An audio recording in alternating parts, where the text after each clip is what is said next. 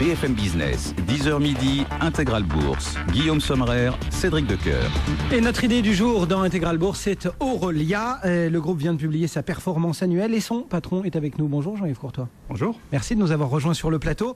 Ça fait quelques mois maintenant qu'on s'était vus. J'ai envie de commencer par un petit rappel de barème sur vos activités. On rappelle, vous êtes dans le satellite, dans les applications, en gros un spécialiste des horloges, c'est ça ?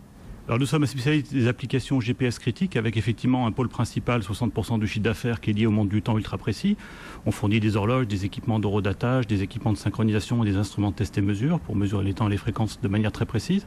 Et puis à peu près 40% de notre chiffre d'affaires, ce sont des activités liées au positionnement, avec notamment des activités balises de détresse qui équipent les avions, les bateaux, les militaires et les aventuriers. Et puis des systèmes qu'on appelle télématiques ou de géolocalisation qui permettent de superviser à distance des flottes d'objets mobiles, notamment dans le domaine maritime en ce qui nous concerne. Alors, ça fonctionne comment tout cela? Parce que je dois vous avouer que ce matin, en décortiquant vos chiffres, ça partait un peu dans tous les sens. Il y avait de l'exceptionnel, alors je me suis dit, je ne sais pas quel chiffre retenir. Alors, quel chiffre il faut retenir? Comment se porte aujourd'hui Aurelia? On va avoir besoin de toute votre science pour y voir plus clair. Oui, quand on regarde Aurelia, il faut garder effectivement à l'esprit 3 paramètres qui sont un peu inhabituels. Le premier, c'est que nous nous développons beaucoup par acquisition. Donc ça veut dire que ça génère des écarts d'acquisition. Bien sûr. C'est l'écart entre les actifs nets et le prix que l'on paye pour les entreprises qui reflètent plutôt leur potentiel. Donc il y a toujours un écart. Aujourd'hui, c'est 16 millions d'euros qui sont au bilan et qui génèrent, selon les règles de la comptabilité française, des amortissements à hauteur de 2 millions d'euros par an. Donc lorsqu'on regarde le résultat net, il faut en fait ajouter 2 millions d'euros pour avoir le vrai résultat net parce que c'est juste un effet comptable. Donc là, il faut sortir, il faut bien comprendre. Voilà. Exactement. Donc au lieu de 800 000 euros que vous voyez apparaître en résultat net, c'est en fait 2,8 millions qu'il faut avoir en tête. Ça, c'est le premier point. Le second point, c'est que parce que nous avons une stratégie de consolidation d'un certain nombre d'activités de manière à atteindre des positions de leadership mondial, il faut les restructurer, les réorganiser.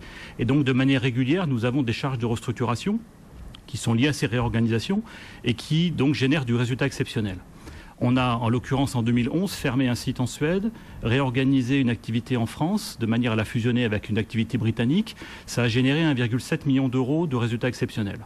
Généralement, ces dépenses-là ont un retour sur investissement d'environ 6 à 9 mois. Okay. Et le troisième paramètre, c'est que nous sommes un groupe donc leader mondial, numéro 2 ou numéro 1 mondial de toutes nos activités. On est donc très international.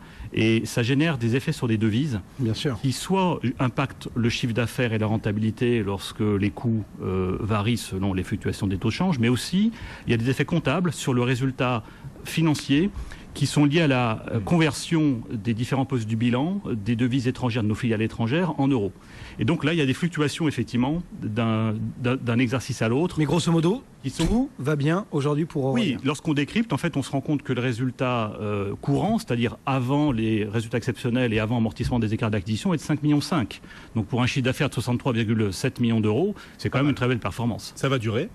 Malgré la crise, malgré les incertitudes économiques, politiques, ça va durer? Vous êtes optimiste pour la suite?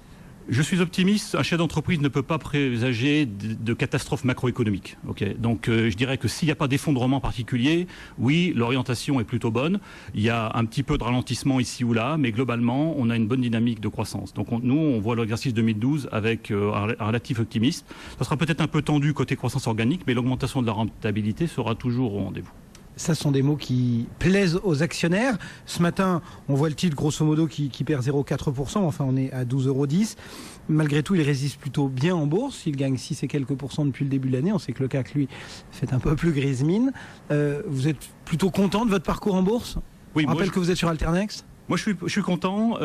Clairement, on n'a pas été massacré. On a toujours eu un cours de bourse qui a à peu près signifié quelque chose. On a une bonne confiance de nos actionnaires. Ce qui va peut-être nous poser davantage de problèmes à l'avenir, c'est la capacité du marché Alternex à nous fournir le support financier dont on aura besoin pour l'avenir, parce que plus on grandit, plus on a besoin de capitaux en volume important, et la profondeur du marché Alternex est quand même relativement limitée. Donc c'est peut-être le point d'interrogation. Il va falloir qu'on fasse quelque chose, mais je suis pas inquiet. Il y aura des gens pour nous soutenir sans aucune difficulté. Eh bien voilà, c'est Jean-Yves Courtois, c'est le PDG d'Aurelia, et ce matin on code 12,10 € en repli de 0,41%. Merci beaucoup d'être venu jusqu'à nous. Bonne journée. Le CAC progresse toujours, plus 1% pour notre CAC 40, 3131 points dans 2 petits